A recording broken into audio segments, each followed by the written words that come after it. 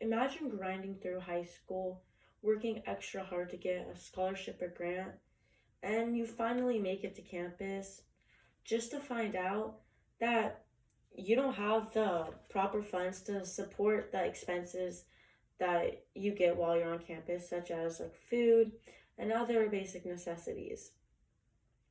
That's what a lot of these students are suffering from nowadays because we are opening college up to a wider variety of students, which is great. However, we're not keeping up with those changes.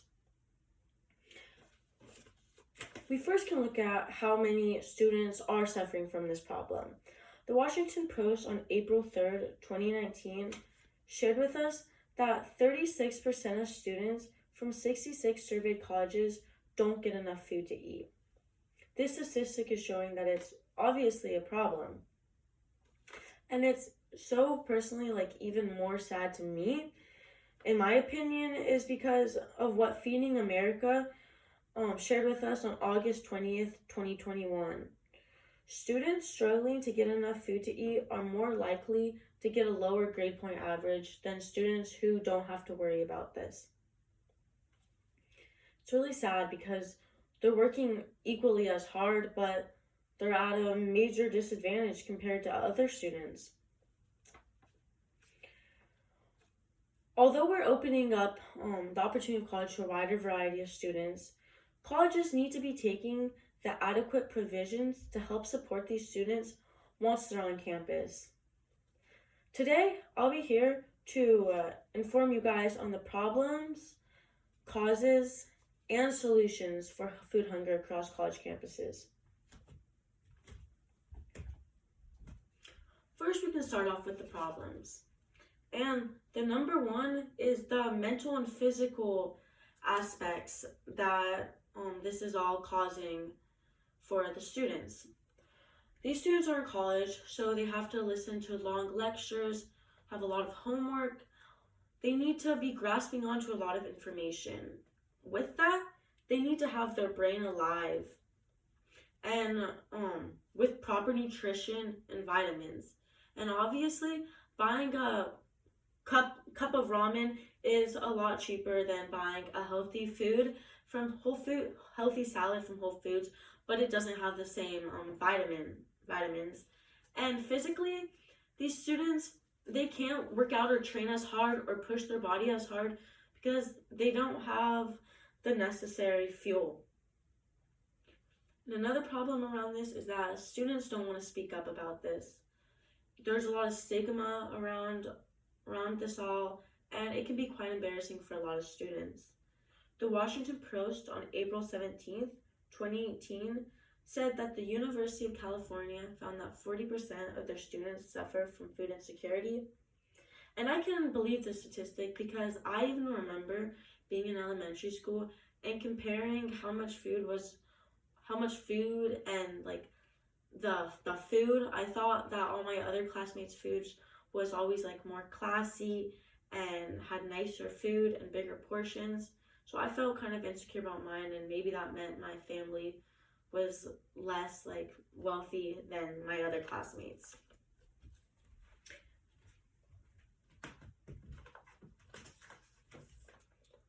Now we can look at what's causing these problems and what's it all stemming from. The number one thing is the high tuitions that these students aren't able to keep up with, and is putting them at a major disadvantage once they get on campus, because the students that came in paying these high tuitions obviously have the funds they need to buy food once they're on campus. And these prices of tuition are still rising because of inflation.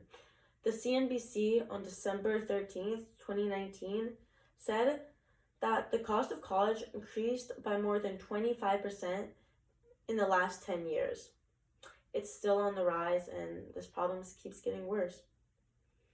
And we're also providing inadequate age packages for students, and we're not taking into account other things such as when breaks are and how we'll be providing for them when those time comes. A study from Harvard on November 15th, 2018 shared with us that many students can't afford to go home or take time off of work during breaks. And during breaks is when dining halls are closed. Now these students are stuck on campus and the dining halls are closed and they still need to feed themselves.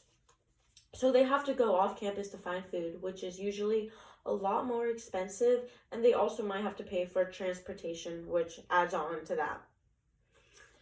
We can also blame food hunger across college campuses on the growing enrollment of low-income students, which is amazing, and it's honestly our fault that we're not supporting these students once they get on campus. The Public Policy Institute of California on April 17th, 2019, said that almost half the CSU students receive Pell Grants, which means that they're able to get in, but that doesn't mean they're able to keep up once they're on campus. We need to be helping on the front line and pre-planning is where we're going wrong too, is we're not telling these families realistically how much it's going to cost to live once they get to college. It's obvious the big problem and the crisis that's going on. But what can we do to help fix it? We can provide food pantries, meal donations, gift cards, financial literacy programs, and more to help support these students. The Heckings report on September 22nd shared with us an amazing idea on how to be resourceful as well as provide for these students. The University of Toledo with food services thought of the idea to collect leftover food from events and make a drop-off station where students can come pick it up. So, great idea, and I think this is great because it's also being resourceful and conserving food.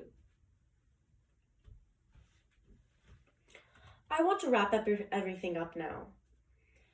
This idea of equal opportunity is really important in our world today. However, we haven't been looking at other things that make up equal opportunity, such as equal access to food. People need to have the same nutrition and the same stress that comes along with food, because the low-income students have to worry and spend so much more time dreading and the fact that they don't have enough food to eat, whereas students who don't have to worry just can sit back and still grow.